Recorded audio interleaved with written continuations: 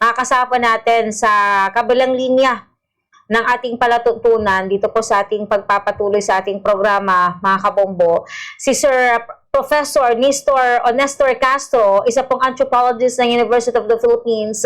Dahil, di ba, kung matatandaan po ninyo, noong nakalipas po na linggo, lumabas po itong isang AI-generated video ng state-owned China Daily na naglalarawan na sa mga Pilipino bilang mga unggoy. Di ba, bilang isang Pilipino, mga kabombo, kayo ba, ano ba yung naramdaman nyo nang mapanood nyo yung video ito, no? Ito po ay, dito po makikita na yung unggoy nakasuot pa po ng salakot at barong na isa po sa mga simbolo na nagre-representa rin sa mga Pilipino, di po ba? At sa mga sandaling ito, unang-una po sa lahat, pabatiin po muna natin ng isang mapagpalang magandang araw si Sir Nestor, Professor Nestor. Dahil po kayo napapanood at napapakinggan sa ating programang Bumbuhanay Dugto, ang inyong pong pagbati sa ating mga listeners and viewers. Nakakasama niyo po si Bombo Justin Fantanilla Rosete, Professor. Magandang hapon, Kabombo Justin, at sa lahat ng tagapakinig natin ngayon. Yes po. Professor, kayo po bilang isang anthropologist at syempre, ano po yung pananaw po ninyo tungkol sa paghahambing ng isang pangkat ng tao sa mga hayop tulad po ng unggoy, Professor? Para sa mga Pilipino, talagang napakabastos ng ganong paghahambing ng mga Pilipino sa mga unggoy. Di ba, may mga kasabihan nga tayo lagi, pag nagpapahula tayo, hindi tao, hindi hayop, hindi bagay. So alam natin na iba ang hayop sa tao. At para tawagin tayo ng mga unggoy ay talagang malaking insulto para sa mga Pilipino. Kayo po bilang isang anthropologist, Sir Nestor, maituturing ito na isang diskriminasyon or rasismo, yung paghambing po ng isang grupo o isang tao sa hayop katulad po ng unggoy na kapag ang pagbabasehan sa physical nga po na kaanyuhan, kasi sabi nga nila, ang tao daw galing po sa hayop, particular na ang unggoy, Professor. Yun nga so kami mga anthropologists, pinag-aaralan namin ang human evolution. Naniniwala kami na ang modernong tao ay nagmula sa mga ancestors na kapamilya ng mga ape. Hindi naman talaga unggoy, kundi kapamilya niya. So ibig sabihin, nag-evolve na tayo, naging tao na tayo at iniwan na natin ang pagiging ape. Therefore, ang ape ay mas mababang antas ng hayop at ang tao mas mataas na antas. So parang sinasabi ng China Daily, mababang antas ang mga Pilipino.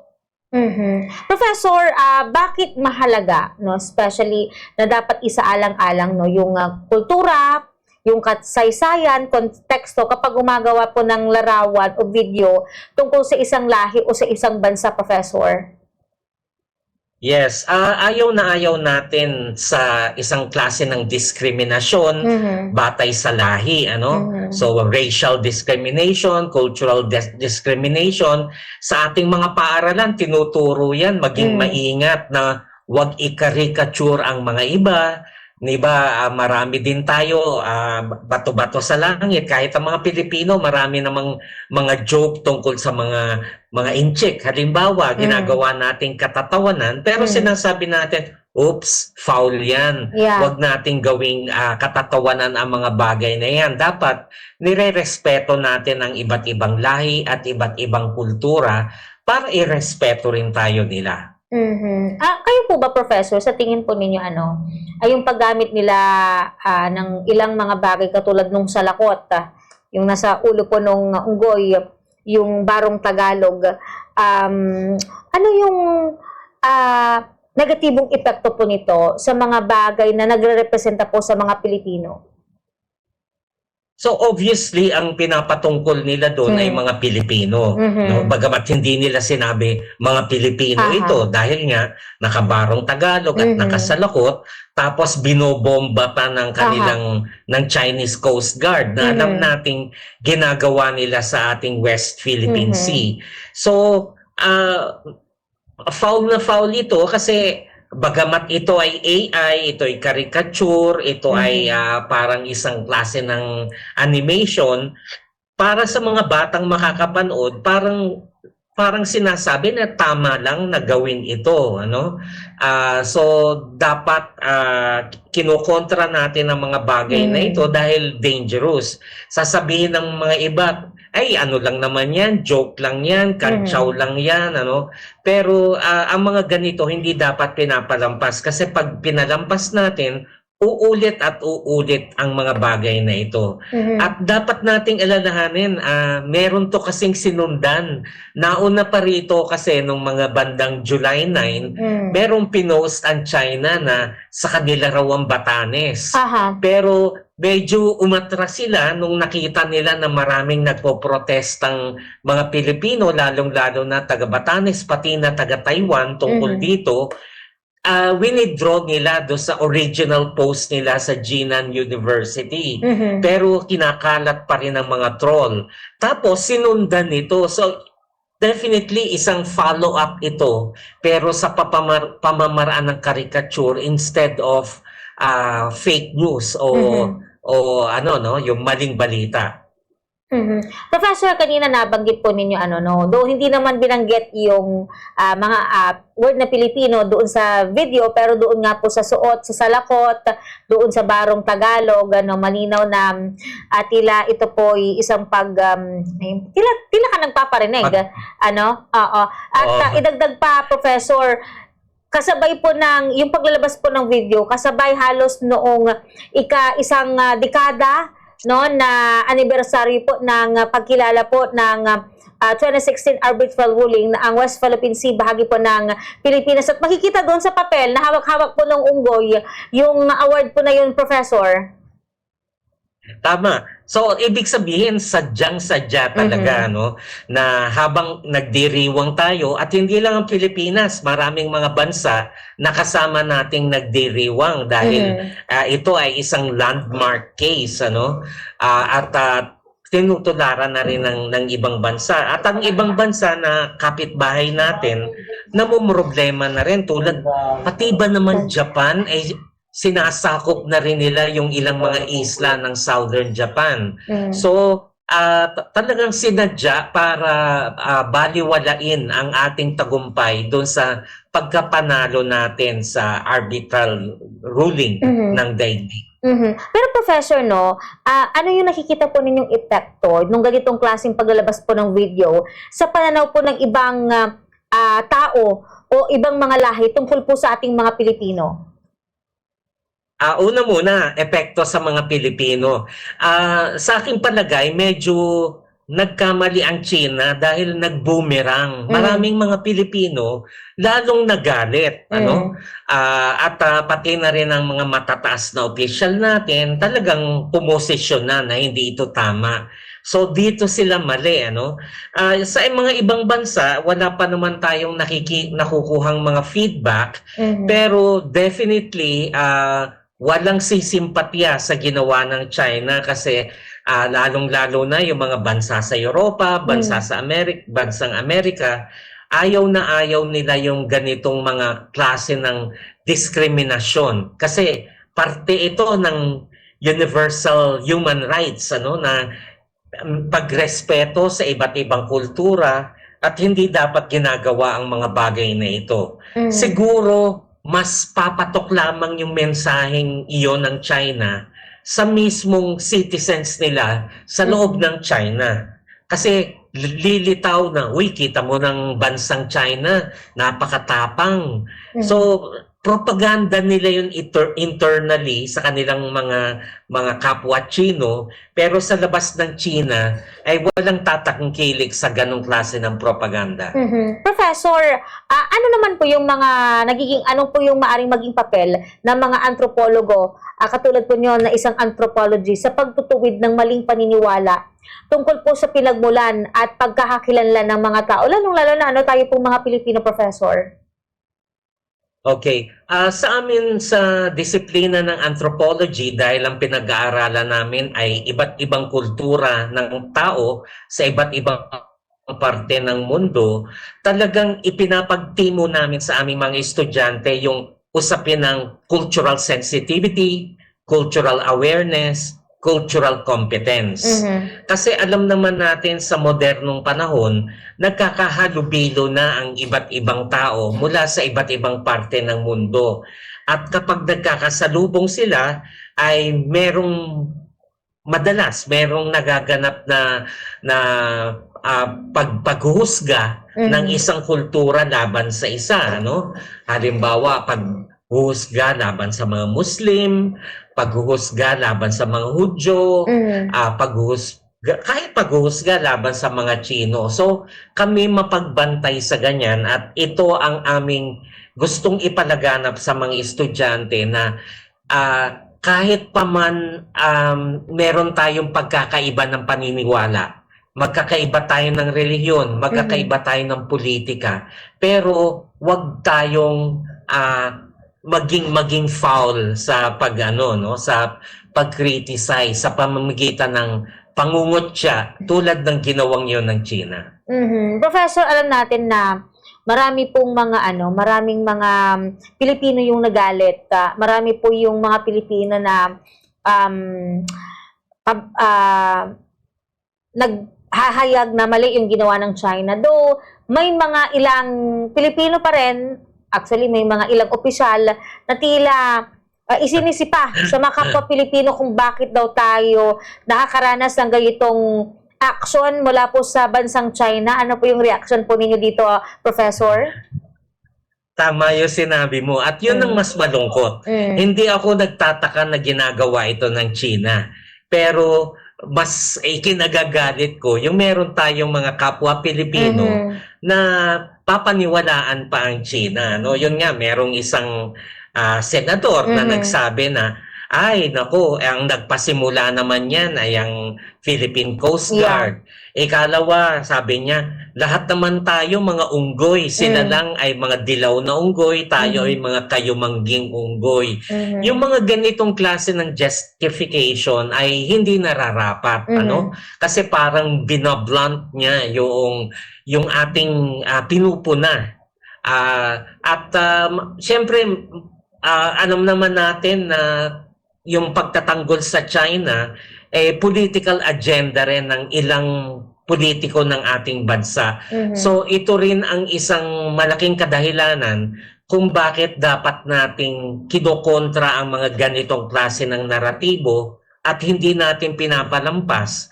Kasi merong mga ilang kababayan tayo na maaring makakumbinsi pa sa kapwa kababayan natin na tama ang ginawa na yun ng China. Professor, sa tingin po ba ninyo,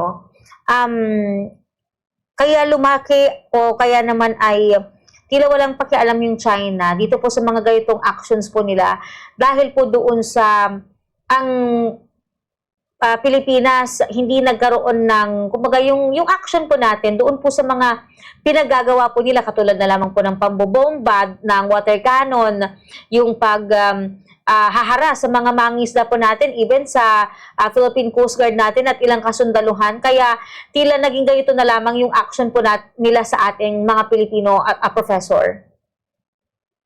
Yes, so tuloy-tuloy na pangyayari ito na siguro mahaba-haba rin panahon pero lalo na mula noong 2016 kasi nagkaroon tayo ng Pangulo na gusto pa nga tayong maging isang probinsya ng China, palakas ng palakas ang loob ng China. Pero ang kapuri-puri naman sa ating Coast Guard, pati na sa ating mga mangingisda, bagamat pinagtatanggol nila ang ating teritoryo, hindi tayo pumapatol sa ganong klase ng laro ng China. Kasi may nagsasabi, binobomba tayo ng tubig, dapat bombahin din natin ng tubig. Hindi tayo ganon kumilos. Dinadaan pa rin natin sa diplomatikong pamamaraan yung ating pagpoprotesta. Ano naman po yung masasabi po ninyo, Professor, na ginagamitan na po tayo ng teknolohiya para maipakita na ang Pilipinas, hindi naman lumalaban yan hanggang hanggang gawa lang ng mga actions katulad na lamang po ng yung pagkondina. Pero kumbaga yung talagang action talaga na masasabi natin dito katapang ang mga Pilipino ay parang hindi pa natin nakikita, Professor. Oo, yun yung medyo delikado, ano? Kasi ang China ginagamit ngayon ang teknolohiya tulad Mhm. na ng paggamit ng sa internet, ano? Meron siyang mga trolls, merong mga panghahack ng Mhm. ating mga websites, at meron din silang mga espiya sa Pilipinas, ano? Meron ngang ilan na napakulong na tayo, mga nagpapanggap na Pilipino, yung pala ay mga Chinese citizens. Mhm. Pero tama rin yung iyong obserbasyon, medyo maaring sa tingin ng China ay ang hina naman ng Pilipinas kasi hanggang protesta lang sila ng protesta diplomatically pero wala namang magagawa ito, no? Mhm. Ako syempre may personal na opinion diyan Mhm. pero syempre iba rin ang stand ng ating pamahalaan, ano? Mhm. Kasi para sa ating pamahalaan, meron din kasi tayong One China policy, Mhm. kaya't ang sinisikap ni Pangulong Marcos na pagbutihin pa rin ang ating relasyon sa China as much as possible. Mhm. Pero kung ipapasok yung aking sariling palagay, sa aking palagay, dapat ay makipag-alyansa tayo ng tuluyan sa mga iba pang bansa na Mhm. mahigpit na lumalaban at nagkokondena sa ginagawa ng China. Isa Mhm. sa matapang ngayon ay ang Japan. Mhm. Dati ang Japan ayaw din sa mga ganyan, ano? Pero yung kanilang prime minister sa ngayon ay palaban dahil sinasakop din ng kanilang mga isla. Mhm. Ang isa ring bansa ay ang Taiwan, bagamat sa One China policy natin, hindi natin siya nire-recognize politically as an independent country, pero maganda naman ang ating relasyon sa Taiwan economically and culturally. So ang Taiwan ay maaasahan din natin. Tapos, ang bansang Indonesia, nako, anong ginagawa nila kung may mga Chinese fishermen na pumupunta sa kanilang karagatan, pinapasabog nila yung mga Mhm. bangka. So, itong mga ganitong mga bansa na medyo malakas ang loob, dapat ay makipagkaisa tayo sa kanila para mapigilan ang mga intrusions ng China. Kasi matatakot ang China na, oops, hindi pala nag-iisa ang Pilipinas, may mga kakampi pala siya. Mhm. Professor, sa tingin po ninyo with this action po ng China, lalo bang iigting pa yung tensyon ng naturang bansa dito po sa bansang Pilipinas kapag ang pag-uusapan po natin yung issue pa rin ng West Philippine Sea, Professor? Yes, palagay ko magpapatuloy at magpapatuloy, iigting at iigting, pero hindi ako naniniwala na pupunta ito sa armed conflict, Mhm. ano? Kasi sa panahon ngayon, mas ang labanan na ay cyber na ang mga Mhm. labanan. Yes. Sa halip na talagang yung digmaan na parang World War I at World War II. Ako kasi, hindi mo na itatanong, may dugong Tsino ako no, sa Aha. aking ancestor na Mhm. nung unang panahon pa, mga 18th century pa. Pero alam ko kasi ang mentalidad ng China, Mhm. ayaw niyang napapahiya sa publiko. Mhm. Kaya yung kapag pinupuna siya publicly, ay lalo siyang nagagalit at Mhm. pumapatol siya sa pamamaraan ng pambabastos. Mhm. Kasi parang napapahiya siya hindi sa ibang bansa kundi sa sarili niyang mga citizens. Mhm. Kasi gustong ipakita ni Xi Jinping na, "Uy, ako'y malakas na leader, hindi ako Mhm. kayang brasuhin." Mhm. So, ganun ang attitude ng China kung kaya't na nagagalit siya pag naipapakita natin na hindi lahat ng bansa ay sunod-sunuran sa kanya. Mhm. So, dapat din ipag-iba natin ang pakikitungo natin sa Chinese political leadership at Mhm. sa mamamayan ng China. Huwag Mhm. naman sana humantong na kontra-incheck tayo, kontra-Chino tayo. Marami ring Chinoy sa Pilipinas. Yeah. Ang pinupunan natin ay ang foreign policy ng China at hindi ang pagiging Chino nila. Mhm. Gayon din na marami rin pong mga Pilipino na nasa China rin po ano na maaari rin pong nakakaranas po ng discrimination na sa mga residente o doon sa ilan pong mga tao doon po sa China, Professor. Sorry, medyo hindi ko narinig lahat kasi parang Mhm. kanina na ano yung sound. Pakiulit nga ang tanong. Mhm. Kung marami rin pong mga Pilipino, ay marami pong mga Chinese nandito sa Pilipinas, marami rin po tayong mga kapwa Pilipino na nasa China po ngayon, Professor. Yes, unfortunately sa China ay limitado ang political rights. Mhm. Unang-una, wala silang Facebook, Mhm. walang Instagram, ano. So, ang nababasa nila ay laging yung official version ng gobyerno ng Mhm. China. So, kung merong mga Pilipino rin doon, baka ang napapakinggan din nila na balita ay mula sa Chinese television Mhm. programs. So kinakailangang makipag-ugnayan sila sa mga kababayan nila, kamag-anak nila sa Pilipinas para marinig ang tunay na nangyayari sa ating bansa. Minsan dumalo ako sa isang international conference, Mhm. merong mga ilang galing People's Republic of China doon at tinatanong nila ako, bakit nyo ba kinukontra kaming China? At doon ako nagpapaliwanag sa kanila at obviously hindi nila naririnig ang side natin. Mhm. Ang naririnig lang nila ay ang bersyon ng gobyerno ng China. So kaya't dapat lakasan din natin ang ating mensahe sa iba pang mga Chino at hindi lang sa gobyerno. Okay po. Professor, baka meron po kayong mga mensahe, syempre sa ating mga kapwa Pilipino, when it comes po, ganito sa itong usapin pa rin po na paghalin tulad po sa atin sa mga unggoy, base po dyan sa lumabas po na AI-generated video po na yan ng China. Go ahead po, Professor.